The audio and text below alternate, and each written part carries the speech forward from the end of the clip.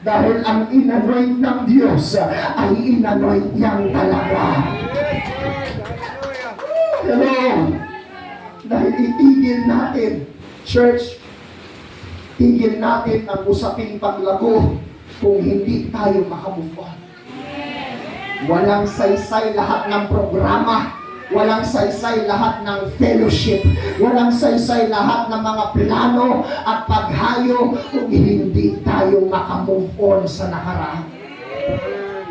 Sana may kausap tayo. Dahil hindi pwede nakasabay ng paglago, ando doon yung judgmental spirit. Hindi pwede nakasabay sa paglago, ando doon yung disapproving spirit. Hindi pwede nakasabay sa paglago, ando doon yung critical spirit. Lord, hallelujah. Hello. Dahil ang mga simbahan, hindi salat sa talento.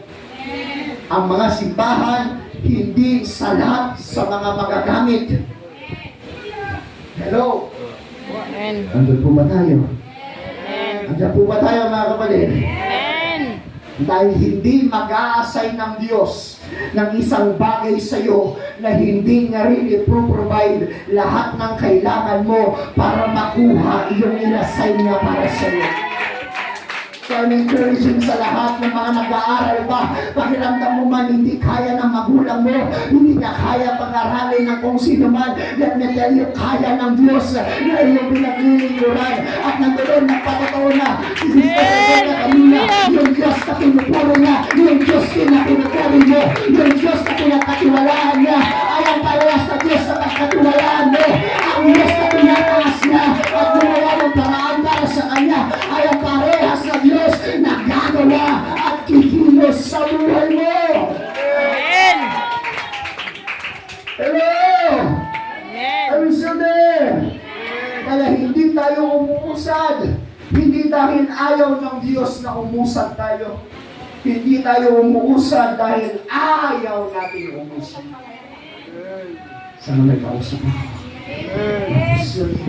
Praise the Lord. We don't move forward, not because God forbid it, but we don't move forward because we don't want to move forward. Hello.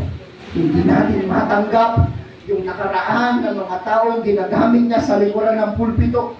Pag nakikita natin, kumakanta na siya, nagtuturo na siya sa mga bata. Hello! Pag nakikita natin siya nagagamit na, ang naaalala lang natin ay yung nakaraan niya. But let me tell you, kung tanggap ng Diyos, tanggapin mo na rin.